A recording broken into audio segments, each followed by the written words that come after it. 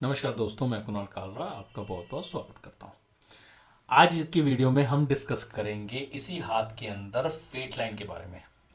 आप fate line को अगर ध्यान से देखें तो एक फेट लाइन यहाँ पे ब्रेक हो रही है नीचे की तरफ, एक ब्रेकेज है इसका अपनी हेडलाइन के नीचे, और उसके बाद एक है हार्ट लाइन पे। सिर्फ यही नहीं, एक फेट लाइन यहाँ से भी जाती हुई नजर आ रही है मून माउंट से, देख रहे हैं। अब ये इन सब का मतलब क्या है फेट लाइन का?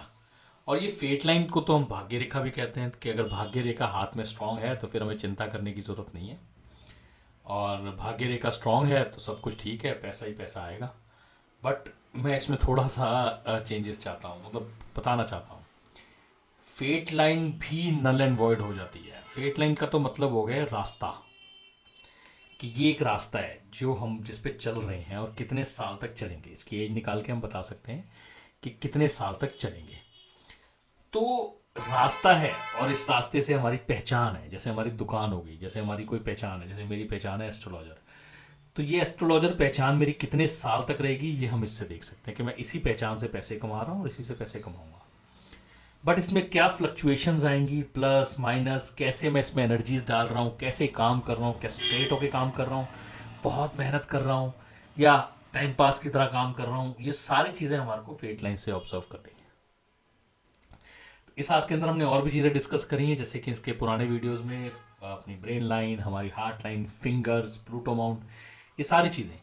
तो ये 3-4 वीडियोस हैं इसके, जिससे आपको क्लियर हो जाए, ताकि ये चीज़ें, अगर ये साइंस आपके हाथ में भी हैं तो आप इससे अपने आप को कनेक्ट कर सकते हैं। सबकी सारी लाइनें नहीं मैच करेंगी। ये सब्सक्राइबर हैंड है, ठीक है। जो सब्सक्राइबर आप मेरे को जो भेजते हैं उन्हीं के अंदर से ही मैंने हाथ निकाल के प्रिडिक्शन दे रहा हूँ। तो इसमें से कभी आपका हाथ भी होगा तो सेम चीज़ें आप मैच करेंगे तो काफ़ी चीज़ें कवर हो जाएंगी। समझते हैं फेट लाइन को।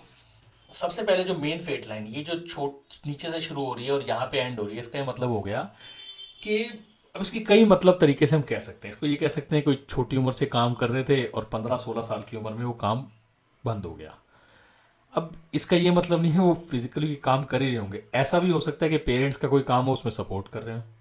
ऐसा भी हो सकता है बड़े भाई बहन हैं और छोटे भाई बहनों को संभाल रहे हैं, घर पे सपोर्ट कर रहे हैं, या माँ बाप की किचन में या अपने काम में मदद कर रहे हैं। तो कहीं ना कहीं ये कुछ ना कुछ काम बचपन से ही कर रहे हैं, और ये दिख रहा है छोटी उम्र से ही। मतलब 8-10 साल 11 साल की उम्र से ये पेरेंट्स को सपोर्ट कर रहे हैं। फिर 15-16 साल की उम्र में ये ब्रेक होगी, कि इसका मतलब होगा कि इसके बाद इन्होंने कुछ और शुरू किया है। 15-16 साल की उम्र के बाद से, अब ये 15-16 साल की उम्र से लेके ये आ गई हमारी तकरीबन 33-34 की एज। अब यहां तक जो क्वालिटी ऑफ लाइन है आप देख रहे हैं, ये वेवी है। अब इस वेवी से हम क्या समझे? इस वेवी से हम समझे कि काफ़ी उतार चढ़ाव इनको इस प्रोफेशन के अंदर आ रहे हैं, आएंगे। अगर अब ये छोटी है तो आएंगे। अब उतार चढ़ाव का मतलब ये होगा कि अपनी एनर्जीज काफ़ी डाल रहे हैं उस काम को लेके, ये काफ़ी ज़्यादा सीरियस हैं और काफ़ी ज़्यादा उस पर प्रेशर डाल रहे हैं। वो इनकी हम ब्रेन लाइन से भी देख रहे थे, इनकी हार्ट लाइन से भी देख रहे थे। तो ये उस काम को लेके काफ़ी ज़्यादा फोकस्ड हैं। तो जब हम किसी काम के ऊपर ज़रूरत से ज़्यादा एनर्जीज भी डाल देते हैं तब भी वो प्रॉब्लमेटिक होता है। कम एनर्जीज डालनी तो होती ही गलत है, कि आपने जितनी ज़रूरत है उससे कम काम कर रहे हैं। बट ओवर एनर्जीज भी काम खराब करती हैं किसी भी चीज़ को लेके। जब हम किसी चीज़ के ऊपर फोकस हो जाते हैं तो हम उसके और इन्फॉर्मेशन इकट्ठी करते हैं, राइट लेफ्ट से और इन्फॉर्मेशन, इसकी और इन्फॉर्मेशन चाहिए हमें, इसमें परफेक्ट होना है, हमने परफेक्शन इस हाथ को चाहिए। ये मैंने आपको पहले भी पुराने वीडियोस में इसके बताया था, इसी हाथ के, कि इस जातक को परफेक्शन चाहिए। तो अब वो जो परफेक्शन चाहिए तो कैसे आएगी परफेक्शन? छोटी एज में परफेक्शन क्या होता है? क्या आदमी अपने माँ बाप की सुनता है? मगर आजकल जो इन्फॉर्मेशन टेक्नोलॉजी की एज है, जैसे कि हमारी यूट्यूब से हो गया और भी जगहों से इन्फॉर्मेशन, गूगल से मिलती है, तो हम लोगों को इन्फॉर्मेशन कम पड़ती है। तो हम बहुत सारी इन्फॉर्मेशन चाहते हैं, तो हम बहुत ज़्यादा इन्फॉर्मेशन इकट्ठी करते हैं, और बहुत ज़्यादा इन्फॉर्मेशन इकट्ठी करके हम उसको अपने हिसाब से इम्प्लीमेंट करने की कोशिश करते हैं। हम कभी प्रोफेशनल हेल्प नहीं लेंगे, ये हमेशा से ध्यान रखना। जैसे मुझे एक्सरसाइज करनी थी तो मैं पहले पहले कोचिज़ की हेल्प ले रहा हूँ, कभी किसी और की ले रहा हूँ, कभी इंटरनेट से देख रहा हूँ। कोई कहता है ऐसे करो, ये वाली चीज़ खाओ इससे ये होता है, वो वाली चीज़ मत खाओ इससे ये बढ़ता है। बहुत कन्फ्यूजन।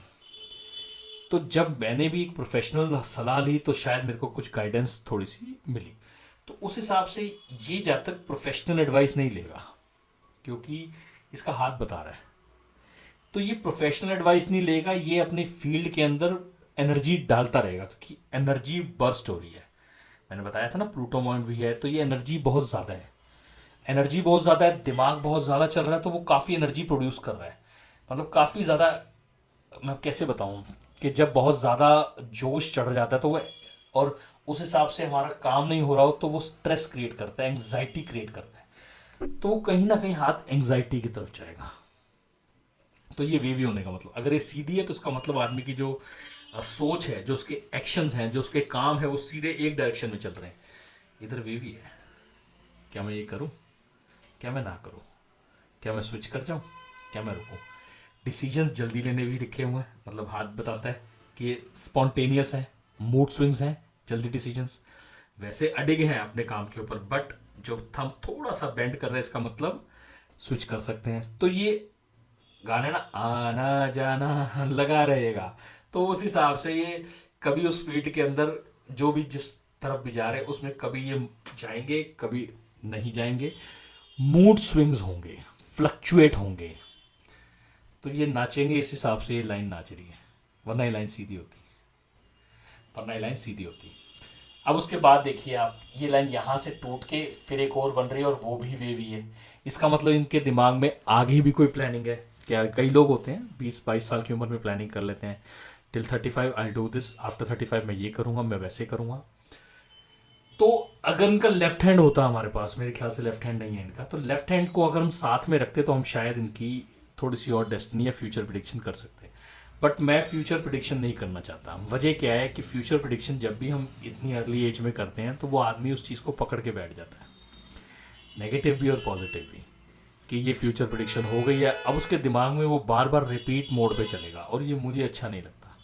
मैंने आपको पहले भी वीडियोस में बताया था कि मेरी कोशिश ये होती है कि मैं इन्फॉर्मेशन और प्रॉब्लम्स बताऊं, उस प्रॉब्लम को हल कैसे करना है ये आपने खुद देखना है।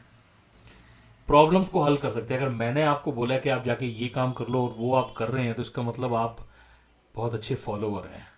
बट मैं नहीं कह रहा हूँ कि आप लीडर बने, बट मैं आपको ये बोल रहा हूँ कि ज़रूरत से ज़्यादा दूसरों की बात मानना वो भी ठीक नहीं है।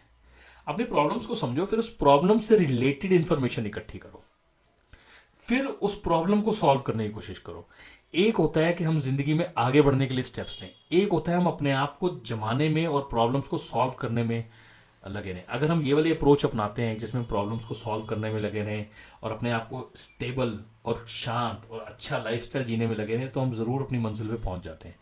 एक होता है हम सिर्फ भागते रहते हैं और पीछे की तरफ नहीं देखते, वो एंग्जाइटी क्रिएट होती है। तो ज़्यादा सलाह नहीं देना चाहूँगा, बात की इस हाथ के ऊपर काफ़ी डिस्कशन हो गई है। आशा करता हूँ ये ठीक पसंद आया होगा आपको। ऐसे ही किसी और हाथ के साथ अगले वीडियोस में मिलता हूँ, तब तक के लिए नमस्कार।